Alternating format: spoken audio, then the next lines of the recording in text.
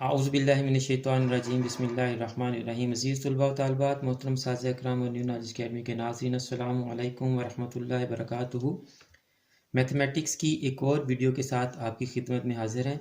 आज हम मैट्रिसेस का एक टॉपिक है, singular matrices and non singular matrices, कि कौन से मैट्रिसेस सिंगुलर होते हैं और कौन से मैट्रिसेस नॉन सिंगुलर होते हैं, ये हमें कैसे पता चलेगा।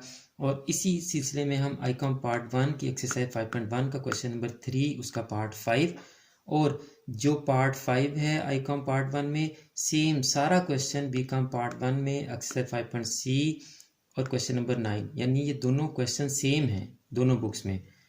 तो स्टूडेंट्स, ये questions 9th science, 10th arts, FSc, BCom part 1 और वो तमाम स्टूडेंट्स जो किसी ना किसी लेवल पर किसी ना किसी ग्रेड में मैट्रिसेस को पढ़ रहे हैं, आज का टॉपिक और आज की वीडियो उनके लिए भी है।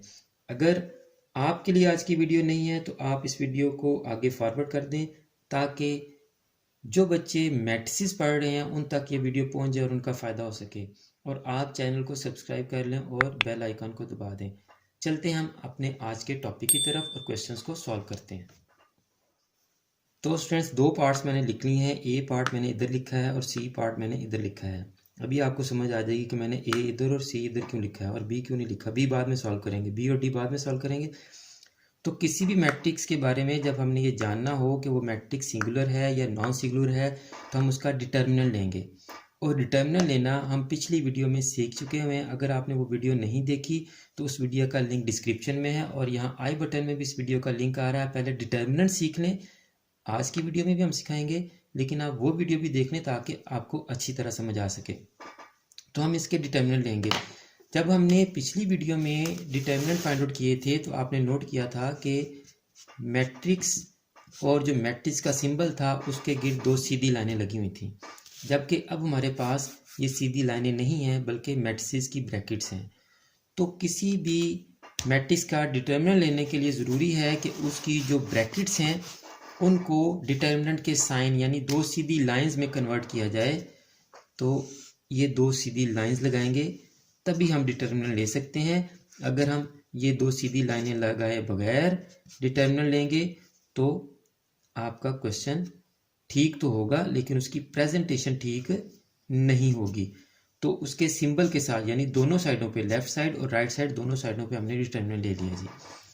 तो अब डिटर्मिनल लेने का रूल क्या था कि जी आपने क्रॉस मल्टीप्लाई करना है और दरमियान में क्या लगा देना है जी, माइनस। तो देखें जी, -50 मल्टीप्लाई होगा 1/5 से, माइनस आएगा, और -2 मल्टीप्लाई होगा 5 से। तो फ्रैक्शन वाला बटे वाला क्वेश्चन पहले भी कर चुके हैं पिछली वीडियो में भी, तो यहाँ भी देख लें आप कि इसके नीचे हम 1 लगा देंगे और ये नीचे ही रकम है, ये ऊपर ही रकम है, ये कैंसिल हो जाएगी। तो 5 1s are 5 और 5 10s are 50। तो -10 को जब 1 से मल्टीप्लाई करेंगे तो आपके पास आंसर आएगा -10। और ये माइनस माइनस पहले मल्टीप्लाई होंगे प्लस, और 5 2s are 10 प्लस 10। तो सी के डिटर्मिनेंट का आपके पास आंसर क्या आ गया, 0। अब इस ए पार्ट को भी सॉल्व कर लेते हैं हम। डिटर्मिनेंट लेने के लिए ज़रूरी है कि लेफ्ट साइड पे भी डिटर्मिनेंट का साइन लगाएं और राइट साइड पर भी मैट्रिसेस की ब्रैकेट्स को ख़त्म करके डिटर्मिनेंट का साइन लगाएं जी। हो गया ये काम। और फिर उसकी कंडीशन पूरी करें, क्रॉस मल्टीप्लाई करें और दरमियान में क्या लगाएं जी, -1 is multiply by 8 and 5 is multiply by 7। तो 8 1s are 8 और 7 5s are 35। तो ए डिटर्मिनेंट का आपका आंसर आ गया -27। अब देखें स्टूडेंट्स, जब हमारा डिटर्मिनेंट का आंसर 0 आया है, ऐसा मैट्रिक्स जिसके डिटर्मिनेंट का आंसर 0 आए वो सिंगुलर मैट्रिक्स होता है, और ऐसा मैट्रिक्स जिसके डिटर्मिनेंट का आंसर 0 ना आए वो नॉन सिंगुलर मैट्रिक्स होता है। तो सिंगुलर और नॉन सिंगुलर मैट्रिक्स की आपको समझ आ गई कि मैट्रिक्स का डिटर्मिनेंट लेंगे, अगर तो डिटर्मिनेंट का आंसर 0 आएगा तो सिंगुलर मैट्रिक्स होगा, अगर डिटर्मिनेंट का आंसर 0 नहीं आएगा तो वो नॉन सिंगुलर मैट्रिक्स होगा। अब इसका आंसर हम कैसे देंगे? As C determinant is equal to 0, therefore C is a singular matrix।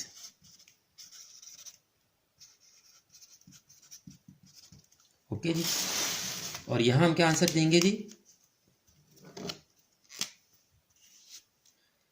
As A determinant is not equal to 0, therefore A is a non-singular matrix।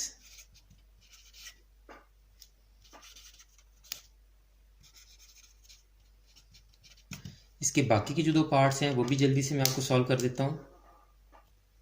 तो students B and D part दोनों part मैंने लिख लिए हैं। पहले D part को solve करते हैं। डिटर्मिनेंट फाइंड आउट करने के लिए ज़रूरी है कि आप डिटर्मिनेंट का सिंबल लगाएं।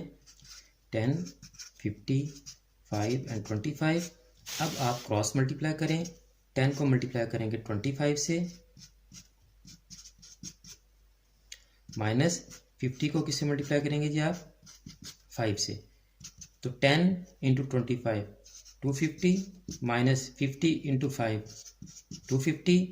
तो डी का डिटर्मिनेंट क्या आ गया आपके पास? 0। और नीचे आप स्टेटमेंट लिखेंगे as D determinant is equal to 0, therefore D is a singular matrix. इसी तरह जल्दी से मैं आपको ये भी सॉल्व कर देता हूं। सबसे पहले तो आप सिंबल लगाएं जी। 10, 5, 7 एंड 4। इसकी मल्टीप्लिकेशन मैं डायरेक्ट कर देता हूँ। 10 4 ज़ा 40, माइनस 7 5 ज़ा 35। तो बी डिटर्मिनेंट का आंसर आ गया 5। तो नीचे हम लिखेंगे ji as B determinant is not equal to 0, therefore B is a non-singular